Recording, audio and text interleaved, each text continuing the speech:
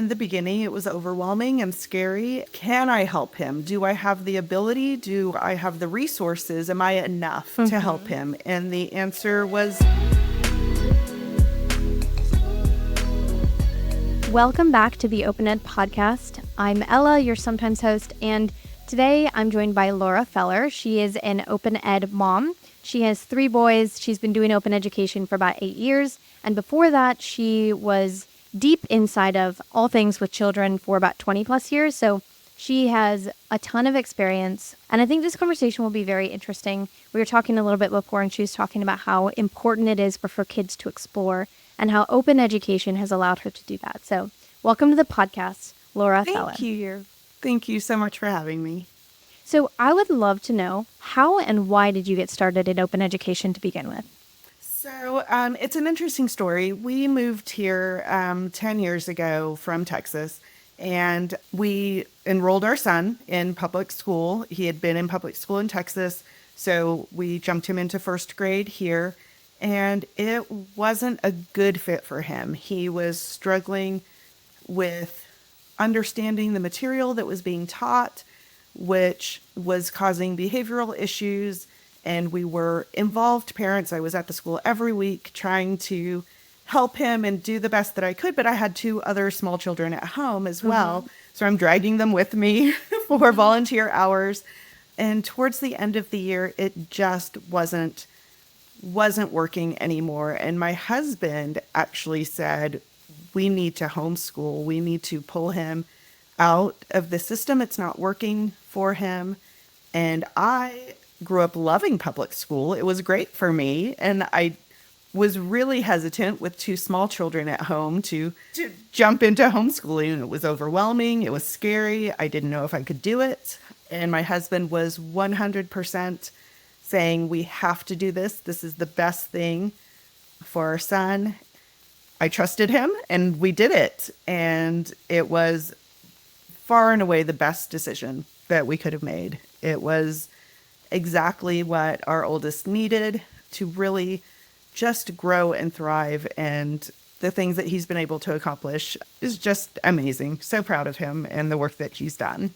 That's incredible. And I think the point that you made about how he was struggling to understand and that led to behavioral issues is actually something that a lot of parents face and a lot of students face as well. And the hard part is addressing that, right? So like it's the Band-Aid effect where it's like you have an issue and then you're trying to address the outburst, right? Or like the most apparent issue whenever sometimes the issues underneath and underlying. Something that was interesting to me was I was reading about child development and the difference between ADHD and anxiety and how ADHD and anxiety both present similarly in the sense that, for example, children can't focus. So I was thinking about one of my cousins. He's been diagnosed with ADHD, but he has severe anxiety. And so I was sitting with that as a question. And I mean, I don't have an answer. I'm not a medical professional, but like when you see the most common symptom, right? My kid can't focus, or my kid is having struggles with understanding this material or comprehending. And then you are trying to solve it very, very quickly as opposed to saying, okay, what could the underlying issues be? It's possible that you misdiagnose. And I see that happening quite often. So how did y'all eventually figure out like, maybe there's another issue here? Was this that y'all were just open to it? Was this that, it happened over time?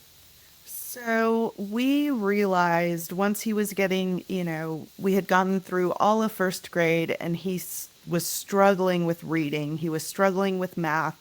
He was writing letters backwards, flip-flopping, kind of pretty classic signs, but he's also a lefty. And so the teachers were quick to say, well, he's left-handed, so it's going to take him a little longer. I'm also left-handed and didn't have those same struggles.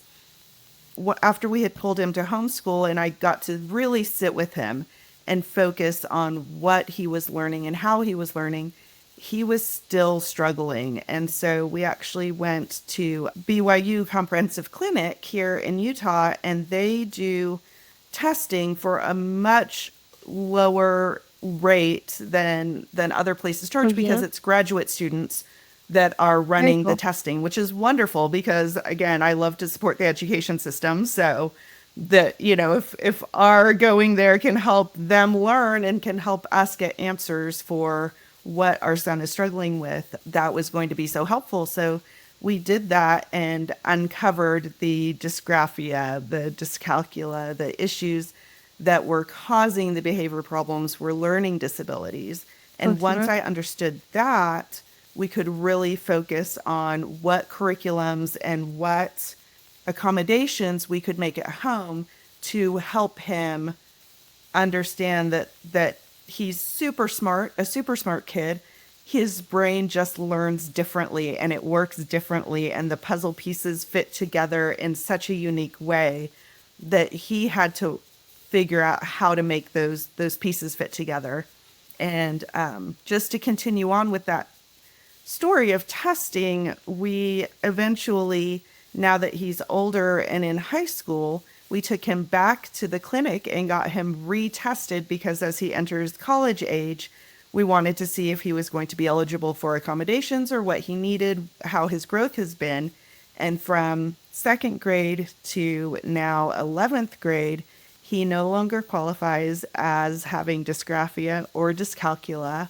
He still struggles, but he's learned how to adapt and work to correct it when it happens. So he'll still write his numbers backwards, but he recognizes it and he'll flip them back, which is the best you can ask for, is that he's learned how to recognize it and work through it.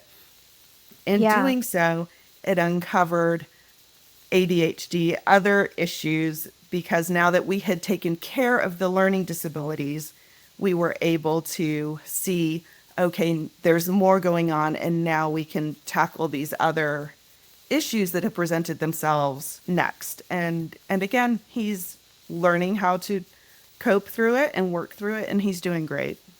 What is that like being a problem solver as a mother? Like seeing all these things and then saying, okay, it's very tough in a moment, especially like when you're in the thick of it, to decide I'm not going to take the easy way out. I'm not just going to try and find the easiest solution, but I'm actually going to try and make sure that we are fixing this, that we are actually solving the problem. And then to uncover more issues along the way is also, quite difficult. Like, how do you walk with your kid in that? And how do you, as a parent, maintain, be just like the resolve almost to continue trying to figure out the issues and make learning something that's so fun for this kid? It's been such a challenge. In the beginning, it was overwhelming and scary. And can I help him? Do I have the ability? Do I have the resources? Am I enough to help Mm-hmm. him? And the answer was yes. Yes, I am enough to help him.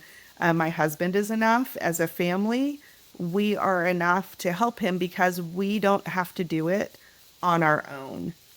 We have a community, we have resources in the community that can help us manage and find the pathway that's best for him. And that's been the case for all of our children. My youngest wasn't talking at all until he was 3, and now he's going to be in a production of Matilda on stage. And Wow. the things that our boys have been able to accomplish with the freedom to explore and find those things that are passions for them as outlets has helped us all push forward through the hard times, through the difficult times when we felt overwhelmed and like this isn't working and we need to give up. And there is no give up because life continues and kids grow, and they need us to keep learning and growing with them.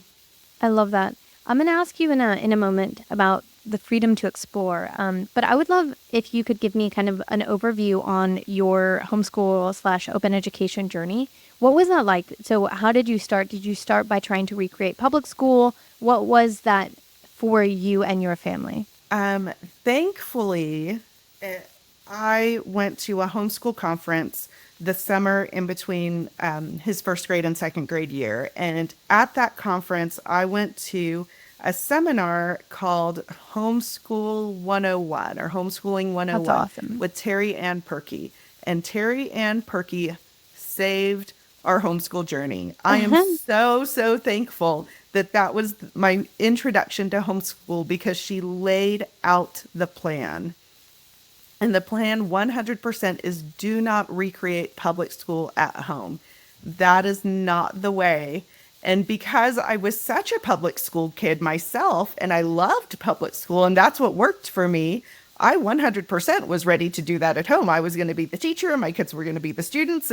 I was going to have a chalkboard and the whole 9 yards. And that isn't what ended up happening at all, because Torianne was so wonderful in laying out the idea of deschooling, which was completely pulling out of school completely, observing your children, finding out how they learn, what time of day they're most awake and alert, what turns on their spark, what sparks them, what their passions are, what they enjoy. Really just kind of rebuilding that family connection, exploring the community, going to museums, going to play dates and parks and field trips and all of those things to kind of get out into the world and explore. And what I ended up doing was slowly adding in home education into our fun daily activities. So we would read or do audiobooks in the car on the way to our activities, or draw a hopscotch board on the driveway and work on addition and subtraction facts as we hop on the board. And it just, learning became second nature in everything that we did. During COVID, we started an outdoor science club so that we could meet socially distanced in our front yard and set up, tables away from each other. And we did science experiments in the front yard with friends. And it was just everything that we've been able to do as we explore the world has been educational, and just a wonderful experience for the kids. I would love for you to explain the process of deschooling. So, the concept of deschooling has a lot of stigma behind it, but I like the way that you explained it, where it's basically like, as a parent, right? They've gone through school, and school assumes, especially traditional models, school assumes that your kid is going to learn best in a certain way. They're going to learn best by sitting in a classroom. They're going to learn best by using certain curriculums. That they are going to learn best if we teach them a certain set of general topics first. And deschooling, in the way that you explained it, is basically like, how do we figure out the right way to school our kids, the right way to educate our kids, the right way to approach them and teach them what it means to actually learn, to not come to them with assumptions, but instead uncover and figure out how they best learn. How can I best, cultivate their passions? What was that process for you, and how did you actually figure that out? It was really interesting. So Tori Ann in her seminar talked about just spending time observing your kids. Just sit in a corner and watch what they do and how they do it. And as I did that, I discovered things, particularly about my oldest at the time that I was going through this process, that he is an auditory learner. He learns best by being spoken to and hearing it, which is the complete opposite of how I learn. I'm visual. I have to see it. If I can see it, I can most likely do it. He does not work that way. He has to hear it, which was so foreign to me. But again, because of his learning disabilities, I could ask him how to spell a word. And if we did it orally, if I taught him by talking how to spell it, he could repeat it back to me perfectly. But if I asked him to write it down, it was a jumbled mess and none of the letters made sense. And it was, again, because his brain is just wired a little bit differently. But going through those kind of like almost experimentation steps of uncovering how this works. Maybe it's my history of loving mysteries and Nancy Drew and being the sleuth I just loved trying to uncover these things and how can we find a way that works best for both of us. Mm. And so it turned out that if I read the information and I learned it, then I could explain it to him verbally, orally, and then he would get the information himself, which is how we ended up doing it. It took more time, but it's what he needed and what worked best for us. Yeah, something like that is definitely going to take time. How could you tell that when he heard it, he learned best? Was it like, okay, so y'all, as an example, are reading this book and you're asking him questions after, and as opposed to him reading the book by himself or doing any other thing, whenever you'd get to the point where it's like, okay, now tell me what happened, he would just retain more? Or like, what is an example that just tipped you off to, okay, this kid learns best when he hears things? So, as a reader, he was a very slow reader. It would take him, 10 minutes to do something that should really only take a couple. It took a long time, but his comprehension was spot on. No matter how long it took him to read, he would eventually get it and he could comprehend it. But if I read it to him, it was instant. He knew exactly what I was talking about and he could repeat it and explain it. Again, it happened a lot with our spelling words because, I would show him the words on paper. He would, copy them. We would do the different colors, each letter in a different color and rainbow colors and highlight colors and all of the different ways on paper. And on paper, he wasn't getting it. Once I gave him the spelling test at the end of the week, the paper was a mess and letters were flip-flopped and switched and, it just wasn't working. But every time we did it orally, it clicked and he was so much faster and confident. And it just eventually became so clear that he's learning and retaining differently than what worked for me my whole life. Yeah, that makes so much sense. I want to take this back to this whole exploration kind of concept. What does it mean for you to explore the world with your kids, and why is that so important to you? I think for me particularly, because we moved here from Texas, we moved away from family and we moved away from my community that was very, very tight knit. And so moving into a brand new state where we knew absolutely nobody, it was so important for me to immediately build a community and find friends and find that family bond that I was missing being so far away from home. And when we started homeschooling, I realized that was the community that I was needing because homeschool families are tight-knit families. Open education families are families that have prioritized education at home, which is such a commitment to family and to raising your kids in such a specific way. And with that community came opportunities for play dates and field trips and things that we could do together and experiences that we could have together. Volunteering in our community, I was part of a mom's club that got together once a week at a park and we did volunteering at different events.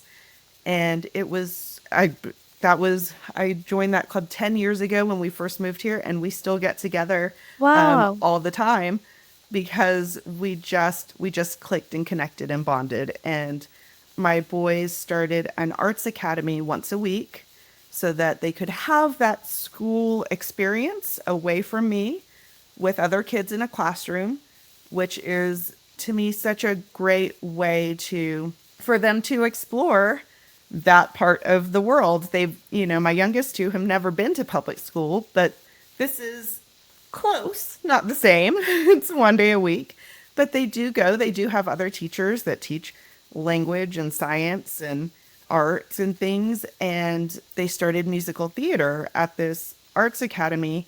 And that opened up an entirely new community for us of a theater community, which is people of all different backgrounds that love to perform. And my boys have just thrived in that environment. Mm. And we certainly would not have found all of these things if we hadn't been willing to go out into the world and seek them out. And it's been a challenge. My boys are a little more introverted. And so I've had to do a little pushing and a little shoving and a little, we're going to have fun and we're going to do this thing. When we started musical theater, I said, give it one production. If you hate it, you never have to do it again. Well, that was probably about 12 shows ago. So they decided they liked it.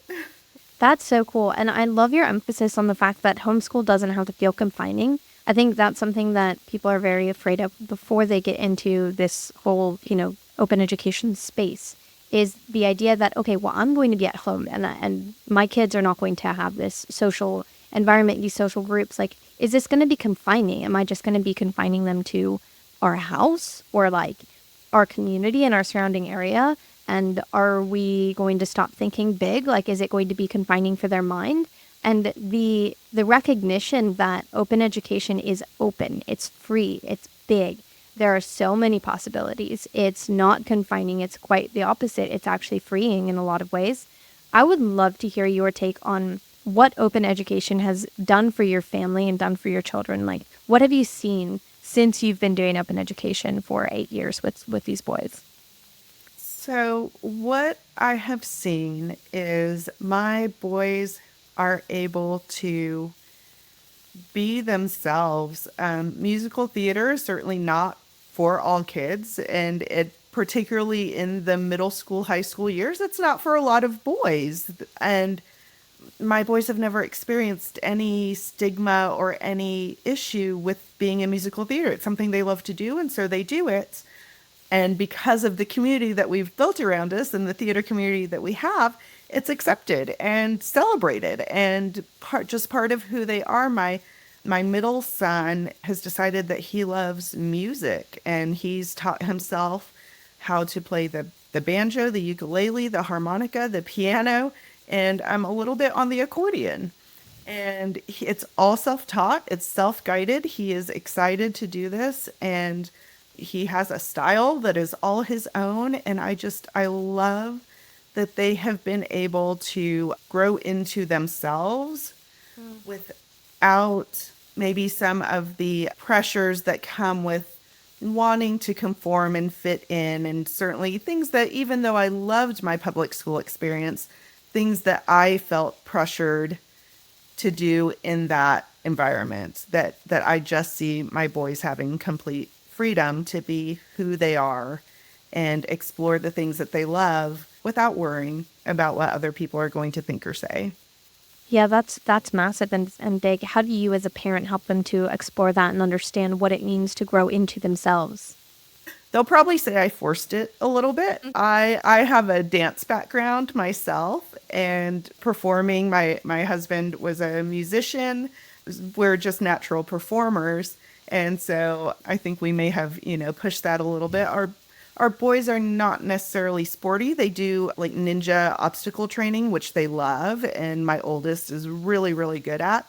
And again, that's something else that we do. It's a class that they take during the day because it's a homeschool class. So our open education system allows us to be able to do these activities during the day, leaving our evenings open for their theater rehearsals and the other things that they want to do. But it's just been so fun to let them explore these different things and try different things. If it doesn't fit or work out, that's okay. We move on. And open education has just really been able to allow us to give them those opportunities to try. What would you say are your goals with open education? So, goal initially, whenever you came into this whole world, and then goal now that you've been in it for a long time. That's really interesting. So something that Torianne said way back at the beginning was to write down almost like a mission statement, because there are so many opportunities and advantages to homeschooling that you can get lost in it and be overwhelmed by all of the choices and be distracted by what your main goal originally was. So she said, write it down, learn it, memorize it, and stay focused to it. And then, as they grow, it may change, but be mindful of those changes as you go so that you kind of keep that goal in mind. And for us, our goal was that our boys would learn how to learn in the way that works best for them. My husband loves history. He still loves to study history on his own. In his own time, he'll watch the documentaries, he'll listen to podcasts. He just loves history. And so he's continued to learn about it. And he's been the boys' history teacher because that's his passion. And he explains it in such a way that they enjoy it, which is great. But that's certainly not something that he has to go to school to do. He's doing it on his own. And I think we've both taught our boys that if there's something that you love, you can explore it. We provide the tools and the resources. I certainly don't know how to play the banjo or the harmonica, but our middle son has decided that is something that he wants to do and is a passion, and he's found the resources to be able to do that. And that's what we wanted for them. Learning is lifelong. And if we can teach them how to do it and how to enjoy the process of it, that's what we want for them. I love your emphasis and point about a mission statement and just keeping yourself grounded in a goal, because I do think that is so easy for parents. Is there are all these flashy things and then you're like, okay, yes, yes, yes. And then all of a sudden you look back and you take a step back and you're evaluating and you're wondering, okay, wait, hold on. Each of these yeses are toward a different goal. And if I'm going to walk toward a goal and actually achieve it and hit it, like my yeses need to be like additive, right? So it's not like, okay, I'm going to pursue one goal and then another goal and then another goal, and they're all going to help me get to a certain direction. It's almost like, okay, you have to understand what is the North Star? What is the overarching thing that you are walking toward? And then there are things that are going to fit under and inside of it. But that creates a ton of clarity for the yeses and the nos, because the nos that you say matter so much as well. Inside of this, there's so many opportunities and possibilities that you can't say yes to everything. And I think that's difficult for parents. How do you, as a mother with 3 probably extremely active boys, how do you determine what to say yes to? Like maybe they come to you with a new idea. Hey, Mom, I really want to learn this thing. And then they're obsessed with it for a little bit. I mean, most parents have resonated with the fact that like your kid will be obsessed with something for a second. They're like, Mom, just trust me. Like this is the thing. And then you get it for them and then like they forget and they don't care about it at all. How do you decide what is something that you're willing to go all in on and get them the resources for and help them to achieve? Yeah. So we have our core curriculums that we work on. They do math and language arts at home every single day. And those are things that are non-negotiable. We're going to do our math curriculum and our language arts curriculum and our reading. Those are done deals every day. And then we add in science and history and those other ones throughout the week. And then beyond that, we only have so many hours in the day, so they have to prioritize.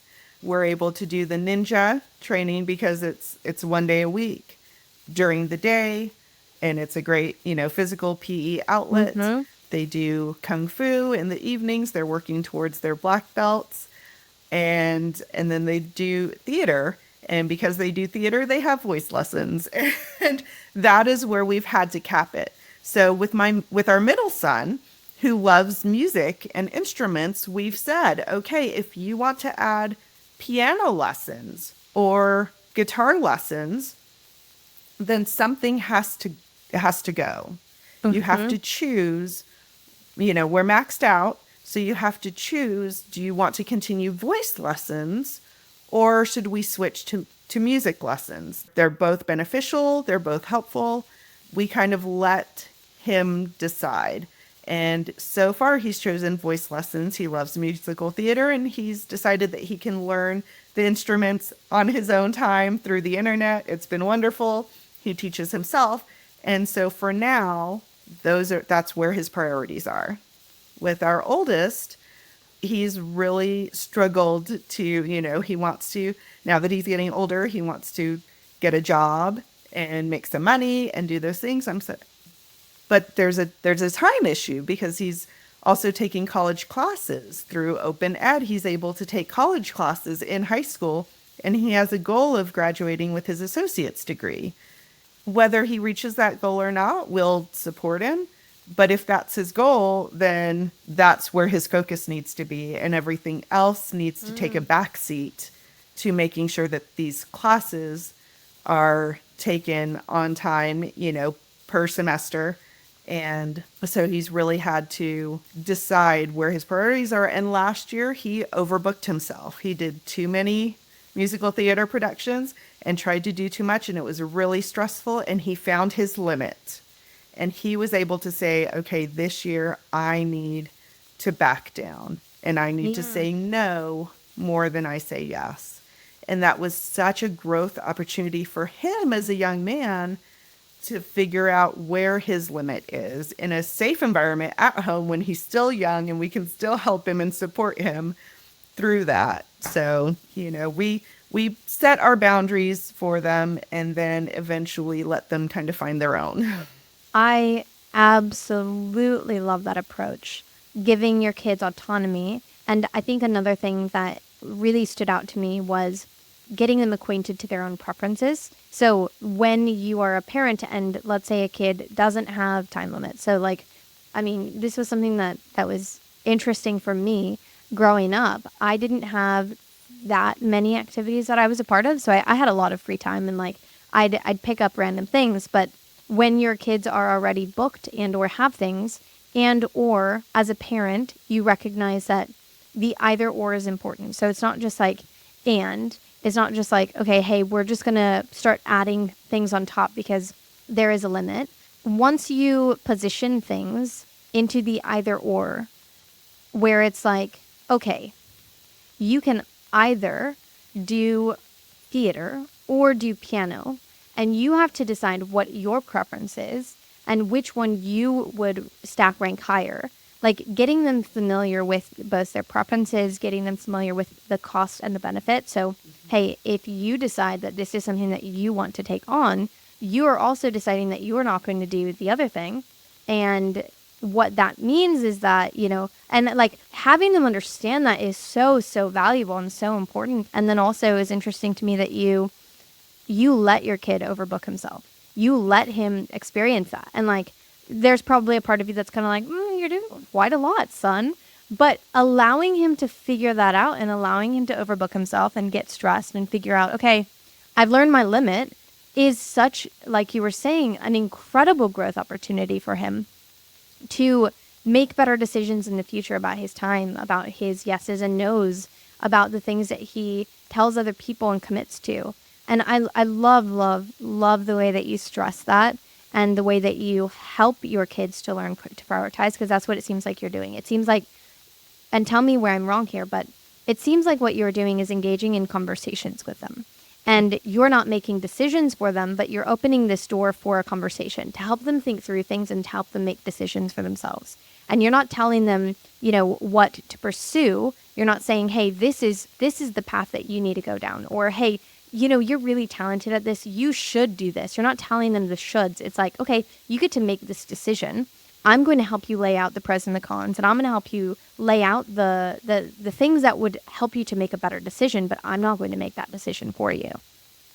Yeah, 100%. It's having those conversations with our boys. When we moved here, we decided to really open up more conversations with our boys. We didn't like the idea of punishing them or threatening them or forcing them to do certain things, but we have really worked to gain their cooperation and their understanding of this is why. Particularly with our oldest, who is a little defiant of authority. It's a little bit of a trigger point for him, which is part of why public school wasn't a good fit for him, because there's a lot of authority in public schools, which works great for a lot of kids. It just didn't work for ours. And so with our oldest, we needed to find ways to gain his cooperation so that he bought into what we were doing. With our youngest, his first reaction to anything was no. The first word out of his mouth was going to be no, no matter what we asked. Do you want ice cream? No. And so we had to give him a minute. Is that no meaning yes, or is that no meaning no? And he would think, and then he would give us his actual answer. Yes, I want ice cream. But it was learning how to communicate with them in the way that worked best for them. And again, that again comes with kind of the observation of what are they needing right now? And is it something that I can provide, or is what they're asking for ridiculous and I'm going to have to put my foot down and say, no, this isn't happening. And here's why this isn't happening. And that's the part that was so important, is explaining the why. Interesting. So what does it look like to gain your kids' cooperation? Because I can imagine, especially with boys, especially whenever you gotten to a point where you're like, hey, you know what? I am not going to say yes anymore, and I do not like authority. Because I mean, like, kids go through that rebellious phase at some point usually, and especially whenever you've been told all your life how to do something, and then you come out of that system where you have a lot more freedom and autonomy, and then you figure out that you have preferences, and all of those things contribute to the fact that sometimes kids will push back to the point that you allow them to. How did you gain their cooperation? Because I think a lot of people try to stifle a kid's sense of self and sense of I and sense of, pushback. And so their goal is, I want you to say yes when I ask you to do something. I want you to agree with me. And instead for y'all, it's, I want to regain and retain your sense of self. And I want to honor that while also creating a conversation and allowing this to be a cooperation where you recognize that I might have something valuable to add and where we can work on this and through this together. What did that look like for you and your family? Yeah, that, I think because I had such a strong child education background and child development background, that I used a lot of the techniques that I used when I was a nanny, when I was working in childcare. For our oldest, it was a lot of, when he was younger, we would use the I bet you can't. Because if you say you can't do something, of course he's going to want to do the thing. So, I bet you can't write that word on the dry erase board. It's such a hard word. I bet you can't do it. It's too much. Don't even try. And he's like, oh, yes, I can. And there he is on the dry erase board.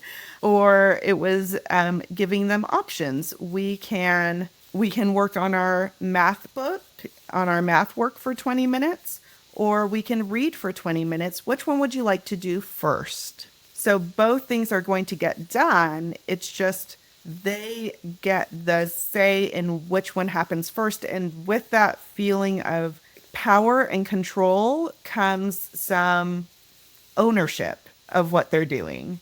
And that has been really helpful, is making sure that they feel empowered to do these things. Even things like household chores, taking out the trash. If you don't take out the trash, then it backs up and then I can't cook in the kitchen and then we've got a real problem here. So I need you to do your job so that I can do my job. And explaining how that works and the why of why these things need to happen has been so important in gaining their cooperation. And I honestly adore my boys. I love them. I'm so thankful that we've had all of these years together and memories, daily memories of our years together. They haven't been away from me every day, learning and growing and experiencing things away from me. Sure, they've had those times and those experiences. Our middle son decided that for his birthday, he wanted to go to Texas to visit family. And so he figured out how he could get to to Colorado, where my sister is. And then she was on her way to Texas. So he was going to ride with her down to Texas to stay with the family. And he did. And he had 2 weeks in Texas with the family. He flew on a plane by himself to Colorado, which was a huge step for all of us. But he was so ready to, again, explore the world and do this scary thing on his own and have this great experience, because I think we've given him such a strong foundation of security that he can go explore on his own now. As much as I hate it, but I allow it. I love that point. I'm gonna hit you with some rapid fire questions here in a second, but I think the emphasis on stepping back as a parent is important, even when you don't like it, even when it's tough, especially since you've been with them, especially open education parents. You've been with them for so long. You've seen so much of this kid's growth. You care so deeply. And then one day it comes and it's like, okay, now I have to let go and I have to let them, let the little bird fly out of the nest. Like it's tough, but allowing your kids to take those steps is so important, because that's the whole point of open education, right? To make them capable of being the humans that we want them to be in the world. Yeah, for sure. I love it. Okay, so my rapid fire questions to you today. Give me the first thought that comes into your mind. Question number 1. What is a resource, curriculum, tool, online resource, something like that, that's been incredibly valuable and just something awesome for your family? Our math curriculum, Math UC. Math is not my strong suit. It is where I struggled most in school. And having the Math UC curriculum, which teaches to mastery, so each level is it's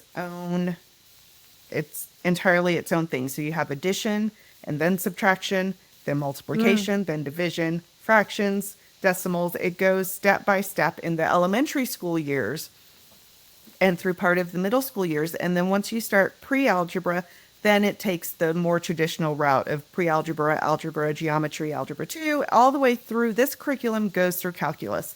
I never took calculus. I never planned to take calculus, but my youngest son may get to calculus, and this curriculum will help him do that because I certainly won't be able to. But it has video lessons that come with it. I've had to call in before to get like individual personalized help, and they answer their phone ready to help. It's been a wonderful, wonderful curriculum that I just love. Great points here, especially for new open education families. It's very difficult in the beginning to believe that you have everything that you need in order to educate each of your kids to their maximum potential in all of these different subjects. Because, definitely exactly like you're saying, there are definitely subjects where I did not feel like I did extremely well in school in them. And looking back, I'm like, okay, I could not tell you how to do this. I would need to relearn it by myself and then spend a lot of time on it. And then maybe I could teach it to you, maybe. But recognizing that there are incredible educators all over the world that are putting together these curriculums for your kids, and they want to support and they want to help and they want to give you the best of all that they have. And the hard part is finding them, of course, but whenever you lean on the families inside of this movement and inside of all of these different communities, just finding them is so helpful and just gives you a breath of fresh air, because it's like, okay, I don't have to be the one to be a master in this topic. Okay, question number 2.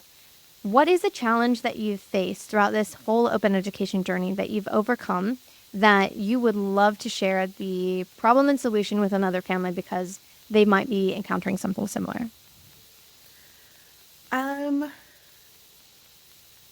think the biggest thing was getting my boys to buy in to what we're doing and making sure that they stay focused on the path that we're on.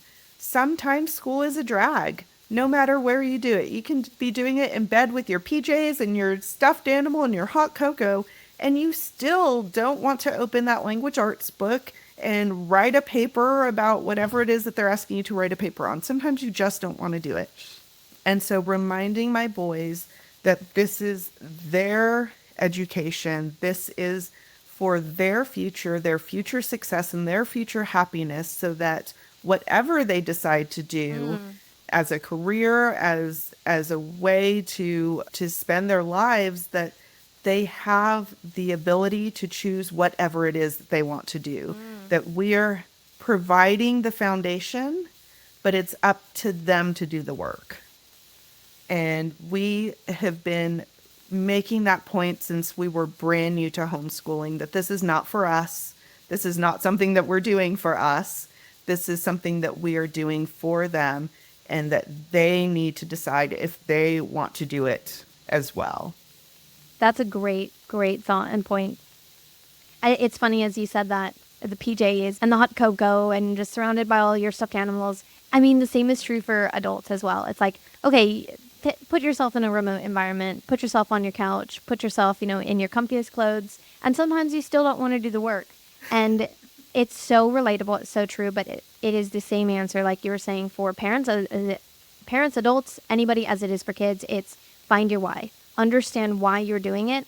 And then in those moments where it's like, okay, I really don't feel like doing this, then remind yourself about your why, and also root yourself in the fact that I love James Clear. I don't know if you've read James Clear's Atomic Habits, but he emphasizes the point that you should remind yourself that I am the person who, like, make it a character thing as well. I'm the person that shows up for these things, and doing that for both you as an adult and on a kid level. Like, kids are so smart and so capable of wrapping their heads around this. I think that's a really, really solid reminder. Our third final rapid fire question. What is your advice to a new open education family? So to a brand new family, I 100% recommend taking the time to deschool. It is not the same as unschooling. Unschooling is something different, and that works wonderfully for some parents, not all parents. But deschooling, I genuinely feel, is necessary for all families, no matter what. It is that time to separate from the public school training that we've all had and really take the time to learn, read the books, read, Thomas Jefferson Education, read all the different books about how children learn about child development and what stages are coming for your child, because in middle school they forget everything and it's a whole new phase and a whole new situation to navigate. And so learning all of those things that you're going to need to help them in the future is so beneficial, and taking that time to explore parks and museums and read books together. And when they were little, we started our day on a blanket on the floor, and we would read books together and sing songs together. And some people use that time for Bible study. It's just that time in the morning when you can come together and group together and talk about what the plans are for the day, what their dream was last night. Just regroup and then, start breakfast and all the activities of the day. But it's really that quiet time to come together before the busyness of the day starts. And that's just possible when you're deschooling and you're not set to a certain schedule, a certain clock. It really just helps. Yeah, that's incredible. I've absolutely enjoyed this conversation and loved all of the insights that you brought to it. This has been so great to hear about your family's open education journey and all the things that y'all have learned throughout it. And I do think that the emphasis on deschooling is really important, and especially the emphasis on deschooling the way that we kind of talked through it in the beginning of this episode, where it's like deschooling is about understanding and learning your child to understand what it actually means when you step outside of the one-size-fits-all education model. What does it actually mean to create and craft and personalize an education to your specific child? So thank you so much for everything. Thank you. Thank you so much for having me. This has been wonderful. I appreciate it.